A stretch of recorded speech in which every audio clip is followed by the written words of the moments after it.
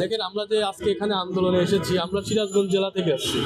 আমাদের সিরাজগঞ্জ জেলা এবং বগুড়ার যে মাঝামাঝি করতোয়া এবং ফুলজোর নদী, এর দুই পাড়ে 20 লক্ষ মানুষের বসবাস। যেই সরকার বলতেছে যে তারা নদী খনন করবে, খাল খনন করবে, গাছ লাগাবে, এই সরকারের একজন এমপি সে 20 লক্ষ মানুষ যেখান থেকে জীবিকা নির্বাহ করে, যেখান থেকে তাদের উপার্জন হয়, সেই নদীকে মেরে ফেলতেছে।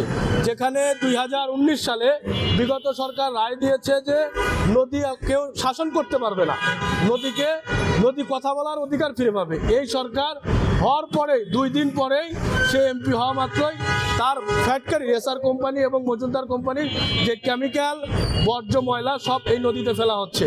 এটা দেশের জন্য ক্ষতি, জনগণের জন্য ক্ষতি, এবং মানুষ যেখান থেকে তারা জীবিকা নির্বাহন করে, যারা জেলেরা, মাঝিরা, তাদের এক প্রকার কষ্ট হয়ে যাচ্ছে। আমি বাংলাদেশের প্রধানমন্ত্রী জনাব তারেক রহমানকে বলতে চাই, বগুড়ার জেলার মানুষ আপনি বাংলাদেশের প্রধানমন্ত্রী, যেহেতু আপনি বলেছেন যে বাংলাদেশে আপনি প্রধানমন্ত্রী হলে জেলেদের, মাঝিদের, কৃষকদের অধিকার ফিরিয়ে দিবেন, তো সেই জায়গা থেকে আপনার দলের একজন এমপি সে দেশের সুনাম নষ্ট করতেছে এবং এই সরকারকে প্রস্তাবিত করার জন্য আপনার কাছে কিছু রামপুত পেশে আছে।